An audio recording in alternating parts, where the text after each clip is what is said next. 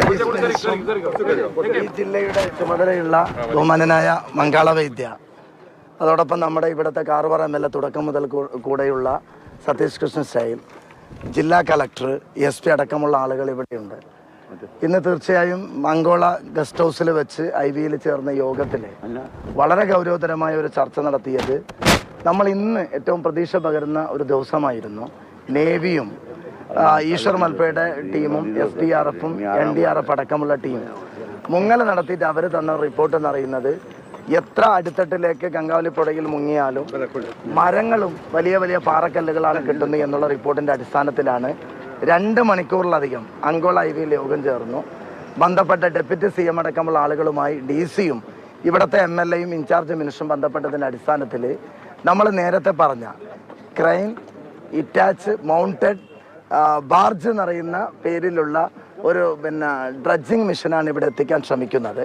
അതിന് 50 ലക്ഷത്തോളം അതിൻ്റെ ഒരു എസ്റ്റിമേറ്റ് ബന്ധപ്പെട്ട ഇവിടുത്തെ fort director, Karwar fort director captain Swami അവതരിപ്പിച്ചു.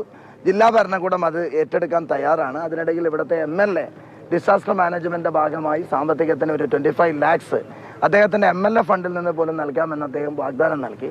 ഏതായാലും നാളെ ഒരു ദിവസം ഇൻഡിപെൻഡൻസ് ഡേ ആയതുകൊണ്ട് അവർ തെരച്ചിൽ അവസാനിപ്പിക്കുന്നു. നാളെ ഇല്ല, മറ്റന്നാൾ രാവിലെ മുതൽ ഇതേ രീതിയിൽ നേവിയും ഈശ്വർ മൽപ്പയുടെ ടീമും SDRFും NDRFും ഇതേ തെരച്ചിൽ തുടരും.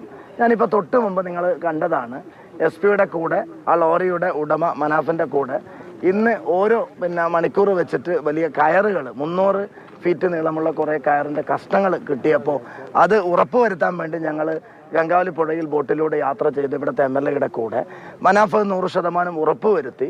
ഒരു കാര്യം ഏതായാലും ഉറപ്പാണ്, ഈ ഒരു 100 മീറ്ററിനകത്ത് എന്ന് വെച്ചാൽ അവരിപ്പോൾ ഒരു 20 മീറ്റർ കണ്ടെത്തിയിട്ടുണ്ട്. അതിൻ്റെ അകത്ത് ഇപ്പോഴും നമ്മുടെ ഈ പത്രസമ്മേളനം നടക്കുന്ന സമയത്ത് പോലും ഇവിടെ മുങ്ങൽ അവസാനിച്ചിട്ടില്ല. ഈശ്വർ മൽപ്പയുടെ ടീം ഇപ്പോഴും അവിടെ മുങ്ങി അതിൻ്റെ അവർ തെരച്ചിൽ നടത്തിക്കൊണ്ടിരിക്കുകയാണ്. ഒരു കാര്യം ഏതായാലും എത്ര ദിവസങ്ങളായി ലോക മലയാളികൾ മുഴുവൻ അർജുന് വേണ്ടിയുള്ള പ്രാർത്ഥനയിലാണ്. അർജുനെ കണ്ടെത്തണമെന്നുള്ള ആഗ്രഹത്തോടു കൂടി പ്രത്യേകിച്ച് മീഡിയക്കാരൊക്കെ നിങ്ങളിങ്ങനെ നമ്മളെല്ലാവരും പ്രാർത്ഥനാപൂർവ്വം കാത്തു നിൽക്കുകയാണ്. നമ്മളെ സംബന്ധിച്ചിടത്തോളം ഈ പുഴയിൽ ആ ചെളിമണ്ണിനകത്ത് ആ പാറയുടെ അടിയിൽ ആ മരങ്ങൾക്കടിയിൽ നമ്മുടെ ഭാരത് ബെൻസ്, നമ്മുടെ അർജുനുണ്ട് എന്നുള്ള കാര്യത്തിൽ ഒരു തർക്കവുമില്ല. ആ ഡ്രഡ്ജിങ് മെഷീൻ എത്തുന്നതോടുകൂടി അതിനിടയിൽ ചിലപ്പോൾ ഡ്രഡ്ജിങ് മെഷീൻ അവർ 10 ദിവസം സമയം ചോദിച്ചു, പറ്റേലാന്ന് അവർ പറഞ്ഞു. കളക്ടർ 7 ദിവസം ചോദിച്ചു, പറ്റേലാന്ന് പറഞ്ഞു. തിങ്കളാഴ്ചയോടുകൂടി ആ ഡ്രഡ്ജിങ് മെഷീൻ ഇവിടെ എത്തിക്കാനുള്ള ഉറപ്പും അതിൻ്റെ അഡ്വാൻസൊക്കെ കൈമാറതിൻ്റെ ഡോക്യുമെൻസും കാര്യങ്ങളൊക്കെ ക്ലിയർ ചെയ്തിട്ടുള്ള തീരുമാനമാണ് നേരത്തെ ചേർന്ന മീറ്റിംഗിൽ എടുത്തിട്ടുള്ളത്.